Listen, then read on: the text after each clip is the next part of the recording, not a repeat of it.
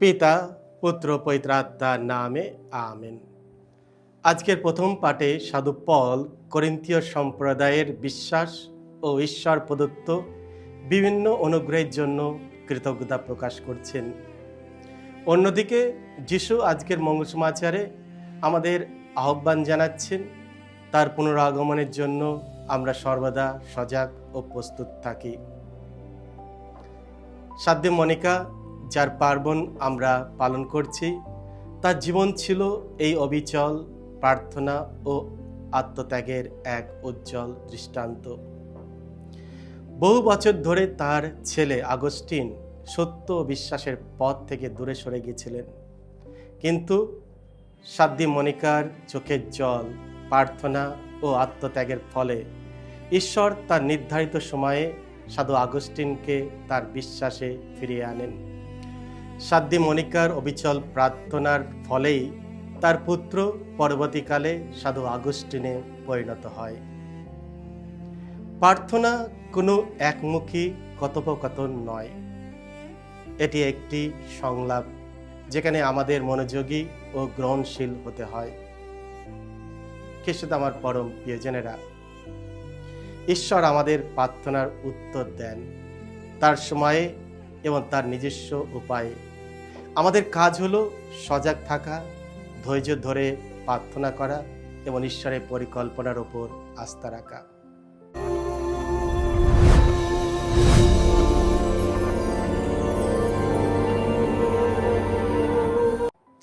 খ্রিস্ট আমার পরম প্রিয়জনেরা, আজ আগস্ট মাসের 27 তারিখ, সাধারণকালের 21তম সপ্তাহ, বৃহস্পতিবার।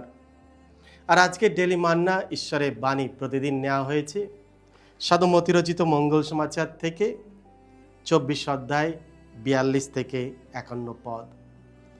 এসে আমরা ভক্তিভাবে আজকের এই বাণীটি শুনি। যিশু একদিন তার শিষ্যদের বললেন, তোমরা জেগেই থাকো, কারণ তোমাদের প্রভু যে কবে আসবেন তোমরা তো তা জানো না।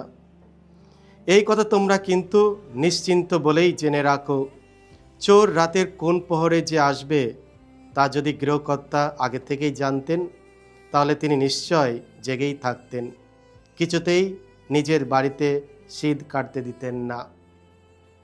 তাই তোমরা প্রস্তুত হয়েই থেকো, কারণ মানবপুত্র এমনই এক সময় আসবে যখন তোমরা তার আসবার কথা ভাবছই না।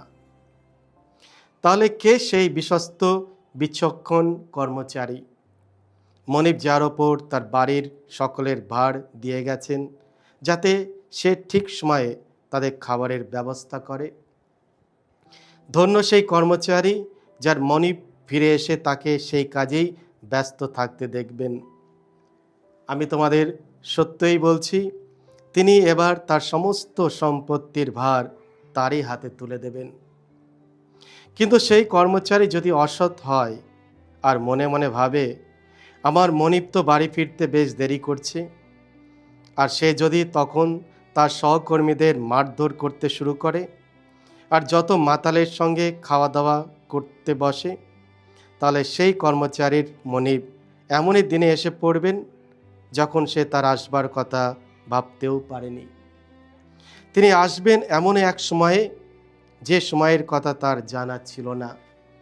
ফিরে এসে তিনি তাকে টুকরো টুকরো করবেন, তার স্থান তিনি ঠিক করে দেবেন ভণ্ডদেরই মধ্যে। সেখানে শোনা যাবে শুধু কান্না আর দাঁত ঘষাঘষি। এই হলো প্রভু যিশুর মঙ্গল সমাচার। প্রভু যিশু তোমার মহিমা প্রচারিত হোক। বিশ্বস্ততার পুরস্কার ও অবিশ্বস্ততার শাস্তি। খ্রিস্ট আমার পরম প্রিয়জনেরা, আজকের পবিত্র মঙ্গল সমাচারে যিশু এমন একজন মনিবের কথা উল্লেখ করেন যিনি দীর্ঘ সময়ের জন্য অনুপস্থিত ছিলেন। তিনি কখন বাড়ি ফিরে আসবেন তার সঠিক সময় ও মুহূর্ত কেউ জানত না। অবশেষে তিনি ফিরে এসে তার কর্মচারীদের মধ্যে দুই ধরনের চরিত্র দেখতে পান, একজন বিশ্বস্ত কর্মচারী এবং অন্যজন অবিশ্বস্ত কর্মচারী। মনিব। প্রথমে আমরা মনিবের দিকে তাকাই। আজকের পবিত্র মঙ্গল সমাচারে আমরা শুনলাম মনিব তার কর্মচারীকে বাড়ির সকলের ভার তার উপর ন্যস্ত করেছেন। মনিব 3টি কাজ করেন। প্রথমত, তিনি কর্মচারীদের কাজের দায়িত্ব দেন। দ্বিতীয়ত, ফিরে এসে তিনি তাদের কাজ পরীক্ষা করেন। আর তৃতীয়ত, তাদের কাজ অনুযায়ী তাদের পুরস্কার দেন। খ্রিস্টে আমার পরম প্রিয়জনেরা, যেমন সেই মনিব তার কর্মচারীকে নির্দিষ্ট কাজের দায়িত্ব দিয়েছিলেন, তেমনি ঈশ্বরও আমাদের প্রত্যেকের ওপর একটি করে দায়িত্ব অর্পণ করেছেন। ঈশ্বর শুধু আমাদের কাজের দায়িত্ব দেন না, তিনি আমাদের ওপর বিশ্বাসও রাখেন যে আমরা সেই দায়িত্ব যথাসময়ভাবে পালন করব। একদিন আমাদের প্রত্যেককেই ঈশ্বরের বিচারসনের সামনে দাঁড়াতে হবে, যখন ঈশ্বর আমাদের জীবনের হিসাব চাইবেন এবং আমরা কেমন জীবনযাপন করেছি তার মূল্যায়ন করবেন। আমাদের জীবনের কর্ম ও বিশ্বস্ততার অনুযায়ী তিনি আমাদের পুরস্কৃত করবেন। বিশ্বস্ত কর্মচারী। কর্মচারীটির ওপর যে কাজটি অর্পিত হয়েছিল তা খুবই সাধারণ। ঠিক সময়ে বাড়ির সকলকে খাদ্য ব্যবস্থা করে দেওয়া। সেই কর্মচারী বিশ্বস্তার সঙ্গে তার কাজটি সম্পূর্ণ করে। বিশ্বস্ত হওয়ার জন্য আমাদের সবসময় বড় বড় কাজ করতে হবে এমন নয়, বরং আমাদের যে কাজটি করতে বলা হয়েছে সেটি বিশ্বস্ততার সঙ্গে করে যাই যথেষ্ট। সফল হওয়ার চেয়ে বিশ্বস্ত হওয়ার অনেক বেশি গুরুত্বপূর্ণ। মনিবের অনুপস্থিতিতে সেই কর্মচারী নিজের কর্তব্য পালন করেছিল। আমাদের সামনে কেউ থাকলে তার নজরদারির মধ্যে কাজ করা সহজ, কিন্তু কেউ দেখছে না, কেউ লক্ষ্য করছে না, তখনও সঠিক কাজ করে যাওয়াই প্রকৃত বিশ্বস্ততার পরীক্ষা। খ্রিস্টে আমার পরম প্রিয়জনেরা, ছোট ছোট বিষয় হয়তো সামান্য কিছু হতে পারে, কিন্তু এই ছোট ছোট বিষয়ে বিশ্বস্ত থাকা একটি মহান গুণ। আমাদের ঈশ্বর একজন বিশ্বস্ত ঈশ্বর। শাস্ত্রে বলা হয়েছে, আমরা অবিশ্বস্ত হলেও তিনি বিশ্বস্ত থাকেন, কারণ তিনি নিজেকে অস্বীকার করতে পারেন না। আমাদের ঈশ্বর যেমন বিশ্বস্ত, আমরাও যেন আমাদের কর্তব্য ও দায়িত্বে বিশ্বস্ত থাকি। আমাদের সম্পর্কগুলোতেও আমরা যেন আমাদের বিশ্বস্ততার পরিচয় দিই। সর্বোপরি আমরা প্রভুর কাছে যে প্রতিশ্রুতি দিয়েছি, ধর্মীয় জীবনের ব্রত হোক বা কিংবা বিবাহের প্রতিজ্ঞা, সেই প্রতিশ্রুতির প্রতি আমরা যেন সর্বদাই বিশ্বস্ত থাকি। অবিশ্বস্ত ও দুষ্ট কর্মচারী। এই অবিশ্বস্ত ও দুষ্ট কর্মচারী শুধু তার ওপর অর্পিত কাজটি করতে ব্যর্থ হননি, বরং সে ভুলভাবে ধরে নিয়েছিলেন যে তার মনিবের আসতে অনেক বেশি দেরি করবেন।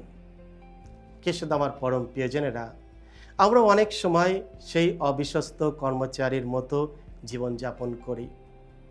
আমরা অনেক কিছু হালকাভাবে নিই, মনে করি আমাদের হাতে প্রচুর সময় আছে, তাই আজকের কাজটি আগামীকালের জন্য ফেলে রাখি। সময়নিষ্ঠ হওয়া শুধু সময় মতো উপস্থিত হওয়ার বিষয় নয়, বরং নিজের প্রতিশ্রুতি ও দায়িত্বকে সম্মান করার বিষয়।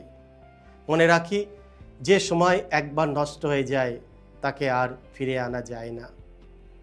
দ্বিতীয়ত, সেই কর্মচারী তার সহকর্মীদের মারধর করতে শুরু করেছিল।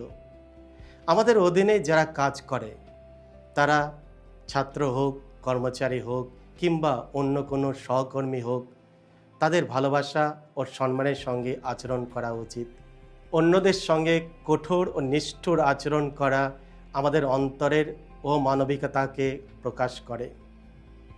তৃতীয়ত, সেই কর্মচারী খাওয়া দাওয়া ও মদ্যপান অতিরিক্তভাবে আসক্ত হয়ে পড়েছিল। খাদ্য ও পানীয় আমাদের শরীরের পুষ্টির জন্য প্রয়োজনীয়, কিন্তু যখন আমরা ভোগ বিলাস, অতিভোজন ও মদ্যপানে নিজেদের নিয়ন্ত্রণ হারিয়ে ফেলি, তখন তা দেহের কামনা বাসনার দাসত্বে পরিণত হয় এবং পাপের দিকে নিয়ে যায়। তাই আজকের মঙ্গল সমাচারে আমাদের একটি গুরুত্বপূর্ণ প্রশ্নের সামনে দাঁড় করায়। প্রভু যদি আজই ফিরে আসেন, তিনি কি আমাকে একজন বিশ্বস্ত কর্মচারী হিসাবে দেখতে পাবেন। আমাদের কাজ হোক প্রার্থনায় সর্বদাই সজাগ থাকা, কর্তব্যে বিশ্বস্ত থাকা, সম্পর্কের ক্ষেত্রে ভালোবাসাপূর্ণ থাকা এবং ঈশ্বরের প্রত্যাবর্তনের জন্য সর্বদাই প্রস্তুত থাকা। এসো আমরা আজ প্রভুর বাণীতে বিশ্বাস রাখি। প্রভু কবে এসো আসুন আজ আমরা প্রভুর বাণীতে বিশ্বাস রাখি। প্রভু কবে আমাদের ডাকবেন আমরা তা জানি না, সর্বদাই প্রস্তুত থাকি এবং তার ডাকে সাড়া দেওয়ার চেষ্টা করি। সকলকে জয় যিশু। ঈশ্বর আপনাদের সকলকে আশীর্বাদ করুন।